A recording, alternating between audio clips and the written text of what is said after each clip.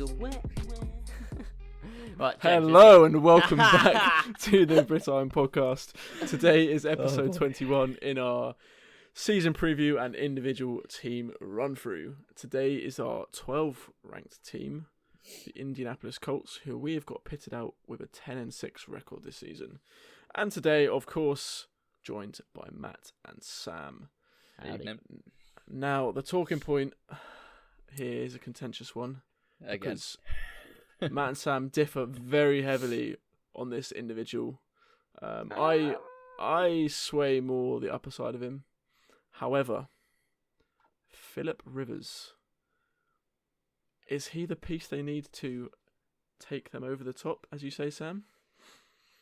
I think so. And now, wait, because I think you preface this as like me and Matt being like vastly opposing. I think the thing that Philip Rivers does bring that Jacoby Brissett doesn't is the big upside. I've seen it from Rivers before. He can go and have one of these massive games where he's slinging the rock really well and he can go and win a game, which I haven't necessarily seen as much from Jacoby Brissett. He had a down year last year, and I don't expect him to really get better on the whole. I think he's winding down at the end of his career. This could very well be his last year in the league.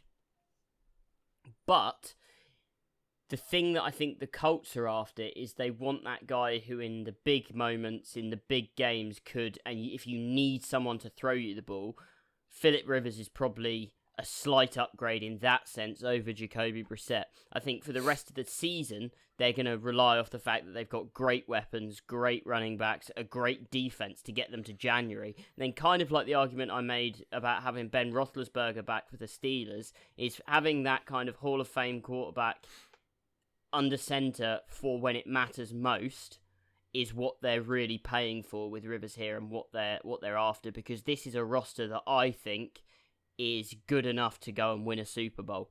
They just need a couple of good games from Philip Rivers when it counts.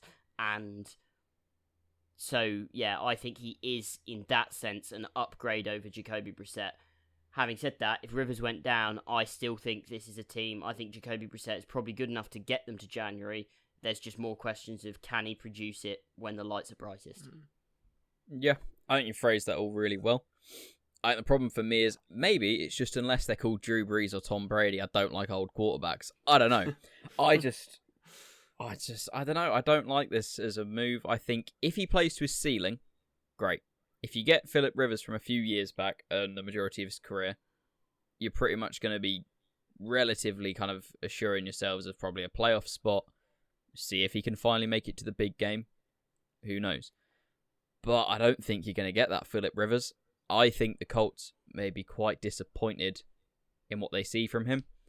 He started to... Maybe it was just an off year last year. I don't know. But the pick seemed to be creeping up. And he just... I don't know. It just didn't seem to be there. And especially with this being an off season where it's a lot more limited. There's not really an off season as such.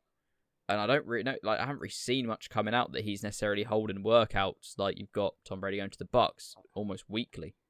It's being documented. He's holding workouts with the guys. It doesn't say Philip Rivers isn't doing any of that. Just if it is, it's not seemingly... They're doing it a bit more, I guess, undercover. I don't know. I just worry about him clicking into this team, and I think if it's a bad start for a guy at the end of his career, people could start to get on him quickly, and it could almost just kind of all go the wrong way for him. And then I think we've seen with Jacoby Brissett, he's a guy that can play at a serviceable level, but I don't think he's the guy, he's not going to take them really much further unless he comes on a long way. Which is annoying because I love the rest of this roster. I really like the rest of this team. I just don't like Philip Rivers for this year is the problem. I know there's going to be some people that I think agree, some that are a bit annoyed by that. It's just, I don't know. I just see it as similar to how I see the Big Ben thing, that I think the ceiling's there, but I think they're going through the floor.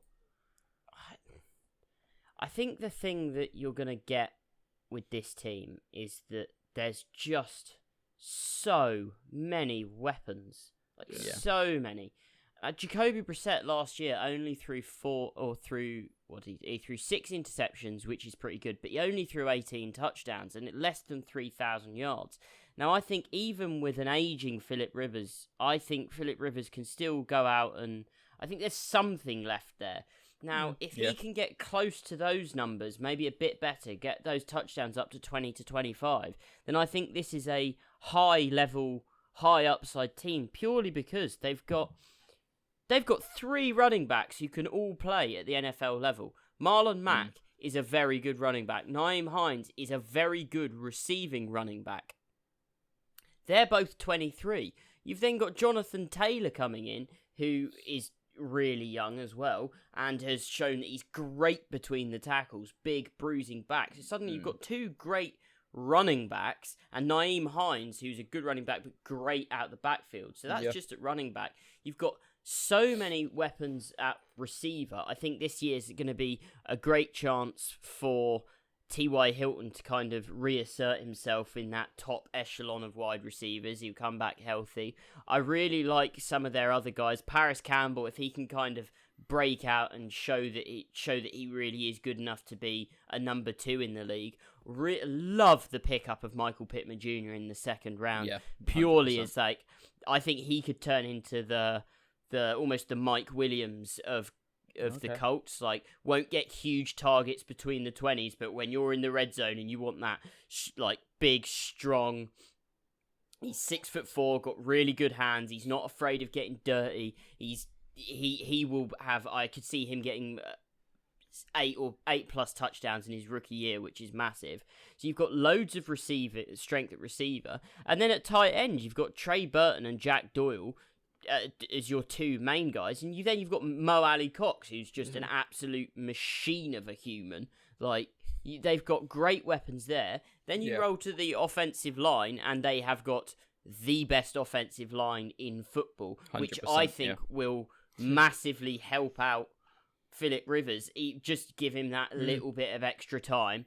He wasn't playing behind the worst offensive line in football last year, but they weren't anywhere near as good as this offensive line. And then when you pair that with one of the best young defenses, I think you've got all the makings for get them to January, and then it's 4 games. And yeah, that is true. I do see that. I could also see. I think this will be a team that is gonna be in the running potentially for a. Actually, no, because the way they've changed it, they're not going to get a first round bye. But still, if they can get to January, it's 4 games, and at that point, I wouldn't be betting against Phillip Rivers and this team, because at that point, it's a new season, and it will be similar to the Peyton Manning. He gets there, he might have had a rubbish season, but you're never going to bet against him in a big money game. I think the interesting thing for me as well about the point we're at in this series now is I think from here on out, and even for a few of the teams we've already done, you can raise an argument. You can almost see the ceiling if the perfect season almost happens and everything clicking. You could see him taking it home at the end of the year and bringing back a Super Bowl. So it's such an interesting thing to talk about now, because I think all the talent, all the pieces and the weapons, the O-line, the young defense, you can put it into winning a championship. I think just the big thing that will decide it for me is Rivers. If he can keep it together, I think potentially he can get them there. As you said, if he can get to January healthy, the rest of the core of this team is healthy, and the O-line's like holding up for him and it's going towards their ceiling, I think they are a dark horse for it. Yeah. I just question it. The other thing to be mentioned as well is if they get to January, their road to January isn't an easy one. It's not like they're going to go 11-5 or 12-4 and they've got a lot of easy games. If they get that far, that's because they've beaten some serious teams. Yeah. I mean, just looking down this, okay, you've got the Jags. You play the Jags twice. The Jags, we don't expect to be a great team. The Vikings are going to be a proper team. So if you've got to go through the Vikings. You've then got the Jets. Again, we probably don't think they're going to be great. So I'm not going to class them as a great team. Mm-hmm. But if you can go to Chicago and beat the Bears, we might not have them ranked really high, but that is a mean defense. They've got the potential to be a solid team. That could expose Rivers if he's going off the cliff. Yeah. If you can then go and beat the Browns, that's going to be a team that I think, a win that people will look on and think that's a good win. You've got to play the Ravens, you play the Titans twice, you play the Packers, you play the Texans twice, you play the Raiders, and you play the Steelers. There's a lot of games in there that, why they might not be best teams in the NFL, if you can pick up wins against those teams, there's a lot of playoff caliber teams in there. So you could get to January, and if you've gone 10-6, 11-5, and you've made it to January, you've done that beating a lot of other teams that will also be in January. So they don't have an easy way to get there, which could be really useful to them, because if they do get there, that means they've come up against some stiff competition and they've worked well into the year. Yeah, I mean, the way I see the schedule, maybe I see it slightly different to you, actually, is I can see them going 6-0 before the bye week, is the way I see it. Jags, Jets, Bears, Browns, Bengals, all winnable. Potentially. And then Vikings in Indiana, I think, is another winnable game. Now, if they're 6-0 before the bye, they've got to be fired up to keep on pushing forward, I think, yes, there is some hard games in there. That is without a question. But I think they've got the talent to push those games, which would be coin flip games. I know we mentioned it a few times, but those are the games, going up against, like you say, playoff caliber teams. But I think that's I think of they my can point. compete. Yeah, no, but that's kind of my point. Is to say, like you say, if they get to their bye week 6-0 and they've had to go through the Vikings, the Bears, and the Browns, and they look convincing against all three of those teams, and all three of those teams play to the kind of level that we expect. And we're not, like, if we're looking at the Browns and the Browns are what we think they're going to be, then beating the Browns is going to be an impressive win. If the Vikings are what we think they're going to be, that's going to be an impressive win. If the Bears are what we think they're going to be, if you can go there and put up points on that defense, that is going to be impressive.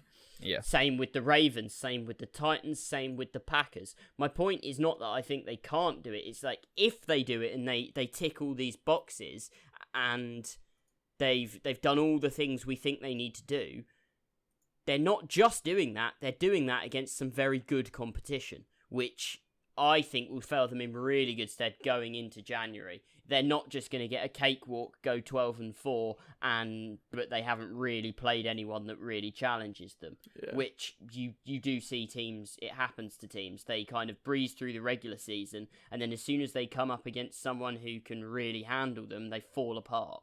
Yeah, that is true. But ultimately, a lot of potential there, I think, is the consensus. Perhaps moving on to the fantasy side of things, and dialing down into that backfield. Who are we targeting out of those that running back room?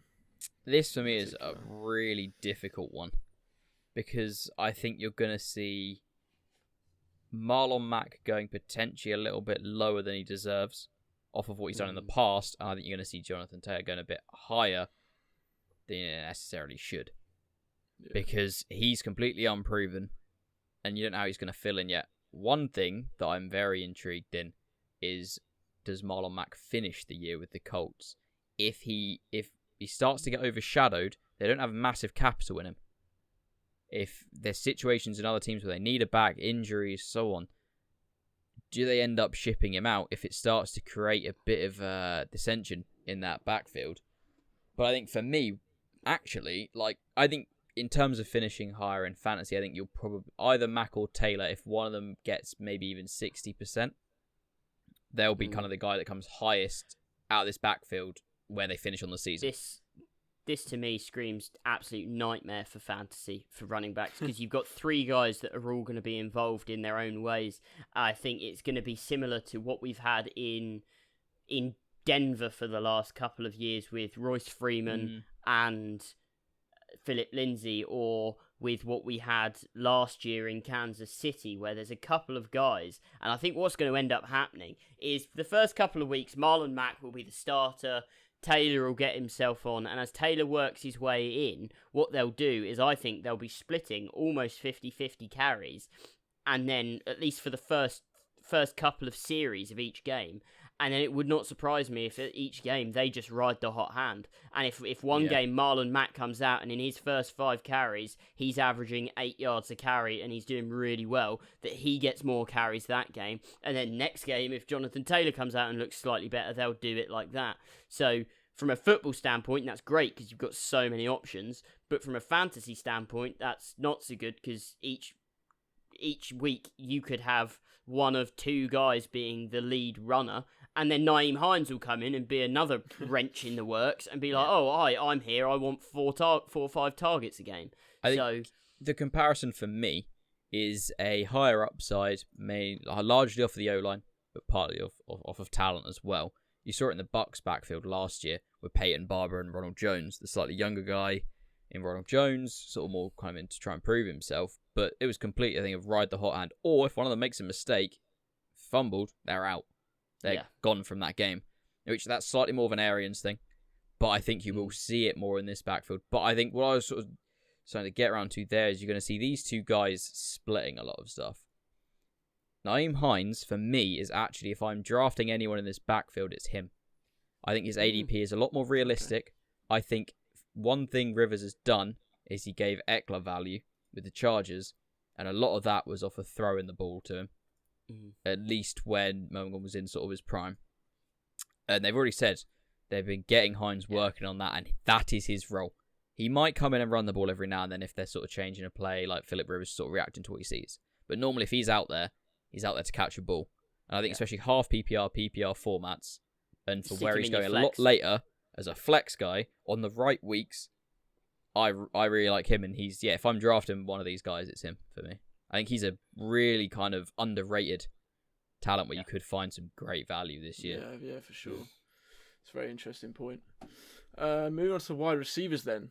In particular, T.Y. Hilton. How highly do you value him in a fantasy setting? It's hard because it very much depends on if he can stay healthy. I think if he stays healthy, he puts up a good year, but he's going to be a yardage guy. He's not a massive touchdown guy, and especially with a lot of the other weapons they have to score touchdowns around him. I mentioned Michael Pittman Jr. earlier. I'm not expecting to see massive work from T.Y. Hilton in the red zone, but if he can get on the field and stay healthy, he will put up over 1,200 yards, so there will be value there, but I don't expect big touchdown numbers from him. So I would kind of hold off on, some people might, because he's a big name and he has put up big numbers before, some people might be kind of wanting to draft him in that second tier of wide receiver, when really I think you'd be better off holding out and going for a higher up touchdown guy later on. I think Michael Pittman Jr.'s got a lot of touchdown upside, like I already said. They've got a couple of tight ends who I think, Jack Doyle especially, I think's got some touchdown upside. He's been in the system for a while, knows it pretty well. Paris Campbell, if he comes out, I think there's too many what ifs to say that T.Y. Hilton will have a massive season, because again, we don't know how good Rivers is going to be. Yeah. But I think it is fair to say that T.Y. Hilton will probably go for 1,200 yards. Just don't expect shed tons of touchdowns. I think as well, the other name, I think Sam's covered T.Y. Hilton really well there. I think I agree with exactly how he sort of positioned him on the season. I think a name I want to touch on in this wide receiver room is Zach Pascal. Yeah. But on a negative front. Last year, I had him in our Dynasty League. I picked him up off the waiver when there was a few injuries. And he did a job. He was a guy that a couple of weeks he came in and did well for me. Wasn't the best every week, but he showed he can play. Unless there's another injury, I think it's a massive regression, because I think from the start of the season is normally when there's obviously going to be less injuries, people have played less. By the time you potentially start to see injuries occur or them need to rotate guys in and out a bit more, Pittman Jr. is going to start adjusting to the league. And I wouldn't be sure by the end of this season, Pascal's been completely jumped on the roster by him sort of for his position. Yeah. So I think it's just a name that, although he started to gain some weight last year, I think that was just a last season thing, just the right situation. So don't get caught into that a little bit if you're drafting. You just happen to look up a guy's stats from last year and think, oh, tail end of last year, he started to turn it on a bit. Gonna bring him in. Don't do it. I don't think. Beware of Pittman Jr. basically. Unless there's another injury. If T.Y. Hilton goes down and Pittman Jr., obviously we've already said this about rookies this year, shorter off season, or maybe even not really a proper off season at all, going to take them longer to adapt, especially for fantasy. Then maybe look at him on the waiver wire. But the thing leave him at the I waiver would wire like till to then. just say on Michael Pittman Jr. is I think out of a lot of the receivers in this draft, he has probably got the easiest path to being a very productive fantasy definitely. receiver next year, because it's not like Henry Ruggs, where Henry Ruggs is going to be expected to come in and be the number one guy. There's a lot of pressure. There's going to be a lot for him to do. I think Pittman's coming in into a team that's got a lot of other weapons. He's not going to be expected to be the number one, and I think they're going to be able to very, very simply kind of identify, right, this is what he's best at. This is what he can do well, and he will be thrown in to do that, and he can just perfect that. And at the end of the day, you can say all about, you could spend hours and stuff talking about, oh well, wide receivers take longer to adjust to the league and stuff like that. Yep. Yes, but he is a big-bodied guy now. He's got the weight now. He's got great hands now. His route running doesn't have to be the most polished. He's going to be the kind of guy that when you're inside the 20, you chuck it up and you just hope that your big, tall, strong receiver goes up and makes the grab. And he's very good at that and very physical. And that's the kind of thing that will translate very well straight away rather than having to be worked on. Yeah, he's definitely got, I'd say, he said an advantage sort of in that regard to some of the other guys coming out this year. It's just something to always be wary of. It is just sort of a trend of fantasy football that we have seen in the last few years. Guys having relevance in their first season. Seems like it's becoming slightly more often. Yeah. You just be a little bit careful with it. I think you can see it. Err on the side of caution. Yeah, exactly. It would not surprise me if you don't see him being like similar to how Mike Williams has been kind of his entire career. Low target, high efficiency, in the sense that he might only have 40 targets on the season, but of those 40 targets, 25 of them are in the red zone, and he turns 9 or 10 of them into touchdowns purely because, like I said, they're not going to say to him, go up the field, and we don't want you to be a field stretcher. He's going to be running out of the slot in the red zone where it matters, and he's going to be going up for 50-50 balls, and he's going to be using his big frame and the fact he's got good hands and that he's not scared of wrestling balls off of people. So I think that is where they will use him, and if they do it right, he's the kind of guy that, especially in standard scoring, could be a real gem to come across, because you're not going to have to put crazy amounts of capital into him, but he could have a really high payoff. Yeah, definitely. I think the one last point on this team for fantasy, unless you guys got something to follow with, for me, and it's one that might become a bit of a theme from now on in these, outside of maybe the Texans, who are up and coming, sort of one of the teams left in our predictions. The defense is when you're starting to look at, if you're drafting a defense, they could be one of the teams that's very high scoring in that regard. Obviously, they're a little bit younger than some of the others, but they're a very good defense. So it's one, if you're the kind that likes to draft a defense, not stream it, kind of have one you can put in and pretty much leave it outside of the bye week, this is where we're starting to get into that territory of, this is one of those teams. So just keep an eye on that for sort of one of your last couple picks. Yeah, maybe sometimes even some mocks, you see some defenses, if someone picks one with their third to last pick, they start to run off the board. This is one of those names, if you're going to do that and kind of jump on that, you can feel relatively okay doing that with. Yep, unfortunately, that is all we've got time for today. So be sure to head over to YouTube and check us out. Go like, comment, subscribe. Also on Instagram and Twitter under @the Iron. Got a lot of content going for you guys on there. And I don't know what you're doing there, Matt, pointing down there. Pointing at the handles, mate. It's all the handles. They're down here. Oh, I see. The Brit Iron. Click sense. On it. Follow us. Like, comment, subscribe. Let us know your thoughts. Nice. Get at it. All that. Well, whatever Matt was doing, yep, do that. And also, we're setting up a listener league. So we've got a couple of posts up on the Instagram and Twitter handles you see down there, with instructions on how you can be in with a chance of entering that draw, which is happening in late July. So register your interest and get involved. But for now, thank you for listening, and we'll see you next time. See ya. Goodbye.